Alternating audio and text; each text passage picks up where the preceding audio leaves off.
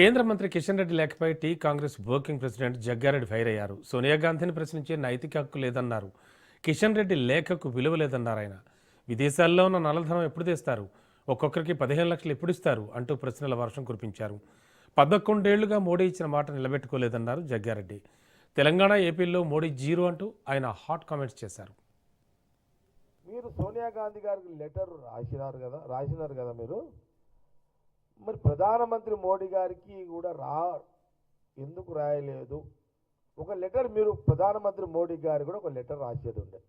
ఏం లెటర్ రాయాలి మీరు?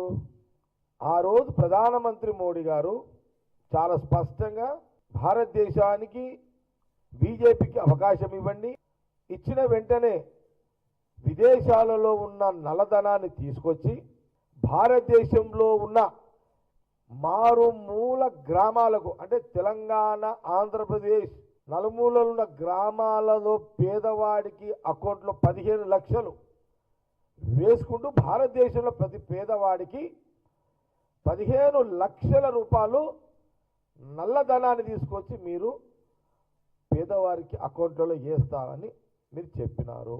మీ మొదటి వాక్యం అదే ఈ దేశ ప్రజలకు. రెండవది, ప్రతి సంవత్సరము మీరు చదువుకున్న యువతీ యువకులకు సంవత్సరానికి తెలంగాణ, ఆంధ్రప్రదేశ్తో పాటు సంవత్సరానికి 2 కోట్ల ఉద్యోగాలు మీరు ఇస్తానని ఆ రోజు మోడీ గారు అన్నారు. ఇది 11వ సంవత్సరం, 3వసారి ప్రధానమంత్రిగా మీకు అవకాశం దేశ ప్రజలు మీకు ఇచ్చినారు. మీరు సోనియా గాంధీ గారికి లెటర్ రాసే కంటే ముందు ప్రధానమంత్రి మోడీ గారు కూడా రాసి ఉంటే అప్పుడు మీరు సోనియా గాంధీ గారికి లెటర్ రాసే నైతిక హక్కు మీకు ఉండేది.